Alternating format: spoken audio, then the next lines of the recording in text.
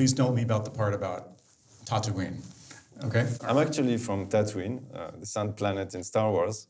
So that's a cool way to introduce yourself in the US. Like everybody knows about Tattooine. It's actually my city, Tattooine, in Tunisia, in North Africa, which is the last city before the desert, and where indeed like George Lucas and Star Wars crew filmed like multiple episodes. And yeah, like actually InstaDeep started there.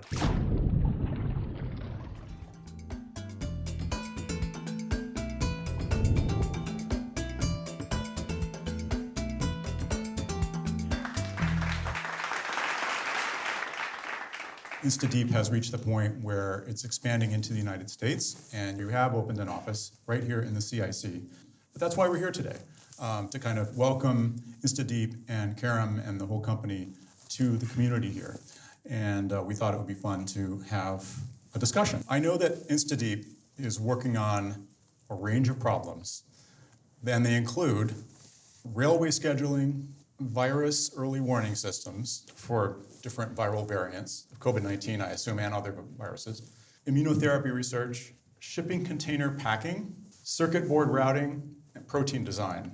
And what's the common computational thread that links all those things? Yeah. The common thread between all of these is artificial intelligence, but even like more narrowly what we call decision-making AI, which is really about like helping like industrial leaders in different fields, from biotech to logistics and others, make like decisions in complex space using supercomputers and do it very, very quickly. So that's sort of like the unifying technology. We're passionate about AI, passionate not only about the research side, we're very like open source, we do a lot of public research, but also about the applications in multiple fields with our partners. Anybody who's seen that wonderful documentary about AlphaGo kind of has an understanding of how they taught AlphaGo to be so good at Go. You can teach the computer the complete set of rules to Go, but there is no complete set of rules about how to optimally load a cargo container ship or how to route all the trains in Germany so that they are exactly on time and at maximum capacity all the time. How do problems from industry, how can you even address them when you don't know the rules? AlphaZero, in its original formulation, is a two-player like zero-sum game. So it's really like somebody wins, somebody loses. And the system effectively plays against itself. And as a consequence, starts to learn, from what works and what doesn't. And my insight at the time, which led to our first actual research paper, is the fact that it plays against itself. So it could do completely crazy, random things, but one will lead to a good outcome and one will lead to a bad outcome. And so if you improve the probability of what works and reduce the probability of what doesn't, conceptually you can make progress. The idea we had at InstaDeep at the time was we're gonna actually create a system where the algorithm proposes suggestions and we're gonna compare it versus like their other suggestions. Think about it like, you're a very bad tennis player, for example, okay? But well, let me tell you how AI will look at it then. So essentially, like, it doesn't matter if you're getting like a perfect serve or something, provided you're doing it slightly better than what you were doing. So it's the notion of relative rewards and relative ranking rather than absolute. That was our paper, Ranked Rewards, which we published. It was our first paper at InstaDeep. And remarkably, because we were very inspired by our colleagues at Google and DeepMind, David Silver himself met with us and read the paper. And he said, wow, this is amazing. We essentially landed in the world of like top AI researchers with real credibility. We were a young startup, mainly based in Africa with, like burgeoning teams in Paris and London, but still small teams. And this convinced me that the approach we had at InstaDeep about like doing the deep tech innovation between the developing world and the developed world could actually be productive and different from what has been done before. And we've just accelerated since then.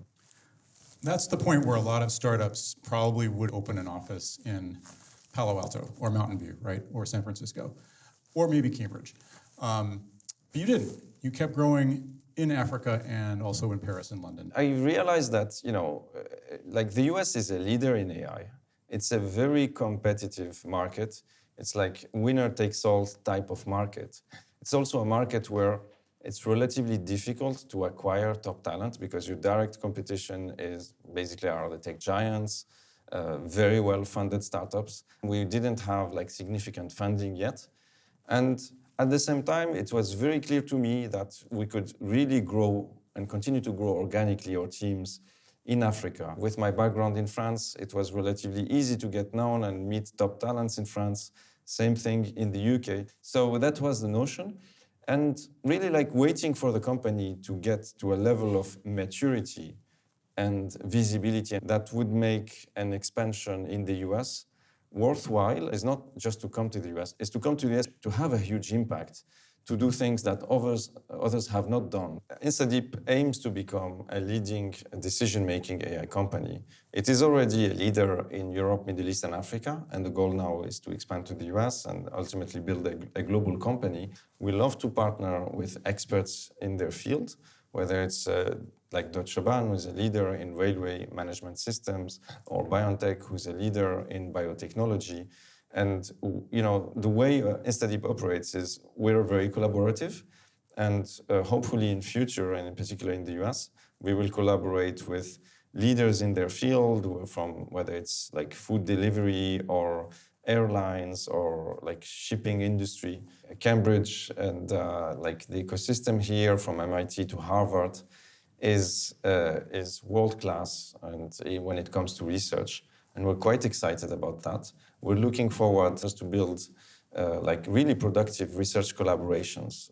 And by having a presence here, developing our partnerships also with the tech giants, we're partners with Google, we're partners with NVIDIA. And when we started, everybody said, you guys are crazy, it will never work.